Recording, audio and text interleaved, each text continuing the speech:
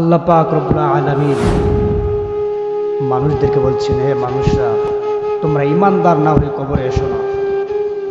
কবরে আসবা, তোমাদের শাস্তি হবে, কষ্ট পাবা। কবরে তোমরা মাল ছামানা রেডি না করে তোমরা এসো না।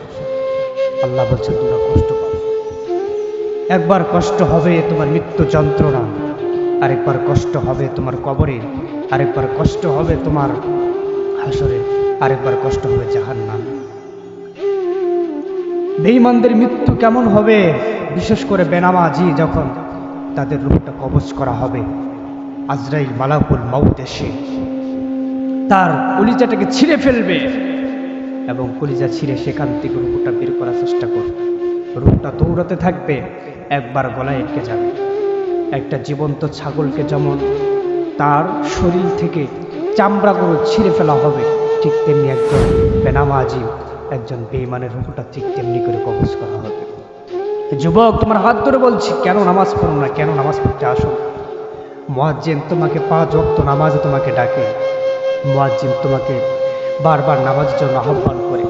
তুমি প্রতিদিন শোনো সে আজান, তুমি তারপর মসজিদে আসো না। তুমি মসজিদে আসো না, তার মানে তুমি রবকে ভুলে গিয়েছো। যে মানুষটা রবকে ভুলে গেল, যেহেতু সব কিছুই ভুলে গেল।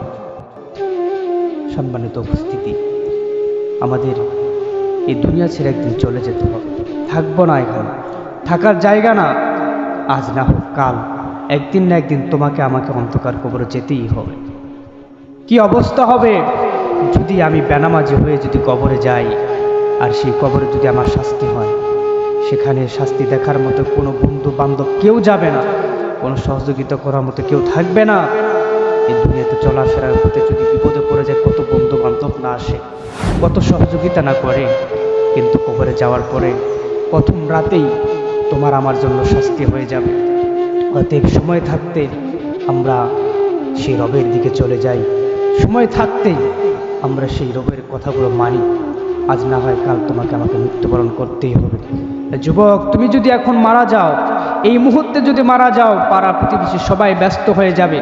কেউ কাপড় কেনার জন্য ব্যস্ত হয়ে যাবে, কেউ কবর খোঁড়ার জন্য ব্যস্ত হয়ে যাবে, কেউ তোমার দামি এই ঘড়িটা তোমার খুলে নেবে, তোমার গায়ে যে দামি কাপড় ছিল সেটাও খুলে নেবে, তোমার স্বর্ণের চেনটাও একদিন খুলে নেবে।